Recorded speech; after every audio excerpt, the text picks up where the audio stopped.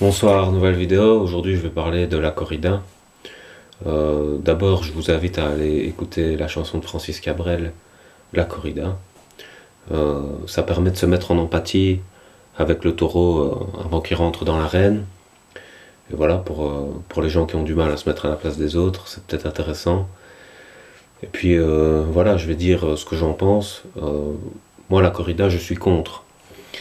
Pourquoi? Parce que pas que je sois contre le traditionnalisme en tant que tel, mais je suis contre le sadisme qu'il y a à voir un animal se faire torturer et puis se faire assassiner au milieu d'une foule qui acclame ça.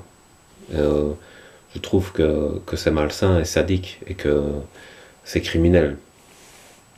Alors, je pense qu'il y a des gens qui défendent la corrida, pas parce qu'ils sont forcément sadiques, et si c'est le cas, alors je pense que ça devrait être interdit tout simplement et qu'il n'y a même pas à avoir de débat, mais ils défendent la corrida par rapport au traditionnalisme. Et c'est plutôt un combat idéologique et un combat d'opinion plutôt que le fait en lui-même.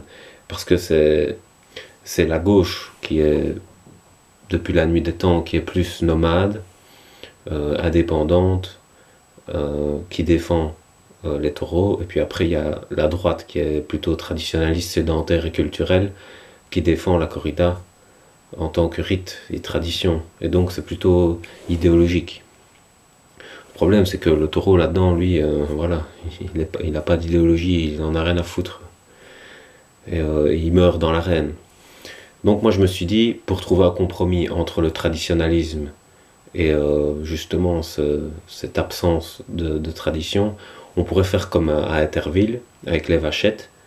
Il y a des concurrents qui viennent dans l'arène, qui sont un peu comme des toreros sans lettres, et puis ils jouent un peu avec la vache, et puis après, on ne lui fait pas de mal, et elle retourne dans son enclos. Et là, il n'y aurait pas de problème. En plus, la vache, on pourrait la réutiliser, parce qu'elle ne serait pas morte. Le taureau, quand il est mort, c'est terminé. On ne peut plus le reprendre pour refaire une nouvelle corrida. Il faut prendre un nouveau. Et donc à ce moment-là, ça mettrait tout le monde d'accord, puisqu'on préserverait la tradition et on stopperait le sadisme, qui lui est criminel.